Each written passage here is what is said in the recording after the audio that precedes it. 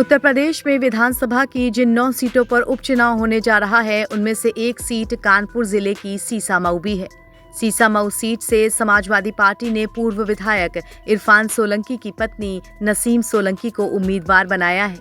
नसीम सोलंकी जब बुधवार को नामांकन करने के लिए पहुंची तो अपने समर्थकों को देखकर रोने लगी।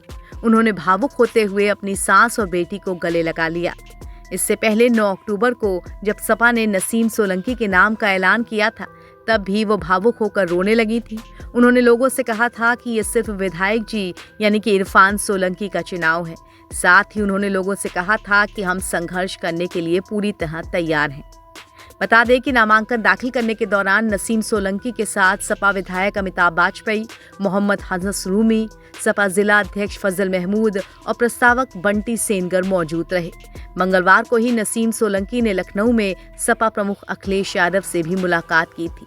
हिम्मती हम नहीं रो रहे हैं, बस विधायक जी को याद करके थोड़ा सा भावुक हो गए थे। बाकी कोई बात नहीं, हम बहुत हिम्मती है, इंशाल्लाह कर ले जाएंगे। नामांकन कराने आई है, परिवार के साथ आई हैं। कैसा महसूस कर रही हो, क्या कह रही हो? पूरा परिवार मेरे साथ में है, मेरी सीसामऊ की जनता भी सब मेरे साथ में है। बस एक इंसान नहीं है, बाकी सब मेरे साथ है। इस बात का बस थोड़ा सा हमें दुख है। भाजपा को टक्कर दे देंगे?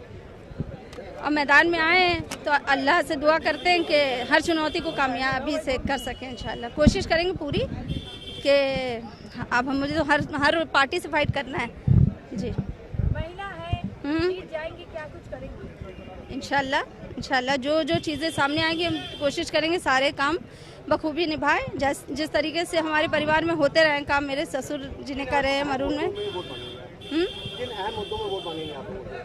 बहुत सारे मुद्दे हैं, पर बहुत सी बातें हैं। सीसामऊ की जनता जानती है कि ये चुनाव मुझे क्यों लड़ना पड़ रहा है।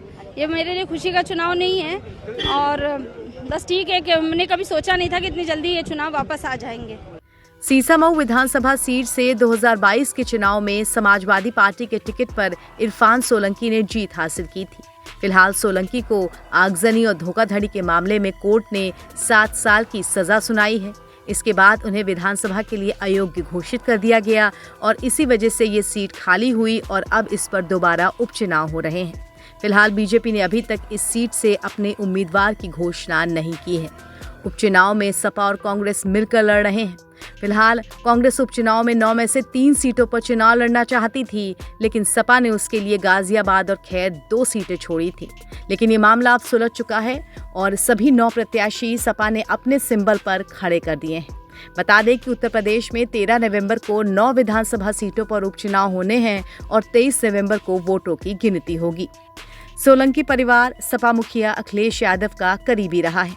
नसीम सोलंकी पूर्व विधायक हाजी मुश्ताक सोलंकी की बहू हैं। इरफान सोलंकी 2022 में सीसामऊ सीट से लगातार तीसरी बार विधायक बने थे। अब देखना होगा कि क्या सीसामऊ में नसीम सोलंकी पति की जीत का सिलसिला बरकरार रख पाएंगी। सीसामऊ सीट पर समाजवादी पार्टी का दबदबा रहा है, लेकिन इस बार बीजेपी इस सीट को जीतने के लिए पूरा जोर लगा रही है। नसीम सोलंकी को सपा का उम्मीदवार बनाने के बाद से ही बीजेपी यहां पर नई रणनीति के साथ चुनाव लड़ रही है। माना जा रहा है कि पार्टी हिंदू वोटों को एकजुट करने की रणनीति अपना रही है। उत्तर प्रदेश में इस उपचुनाव को बीजेपी बेहद गंभीरता से ले रही है, क्योंकि लोकसभा चुनाव के नतीजे उसके लिए कुछ खास अच्छे नहीं रहे थे। उपचुनाव की कमान खुद मुख्यमंत्री योगी आदित्यनाथ ने संभाली हुई है। योगी आदित्यनाथ उपचुनाव वाली सभी 9 सीटों पर पार्टी प्रत्याशियों के लिए प्रचार भी कर चुके हैं। वहीं बीजेपी की तरफ से फिलहाल कोई उम्मीदवार सीसामऊ सीट पर घोषित नहीं हुआ है। NBT ऑनलाइन की रिपोर्ट।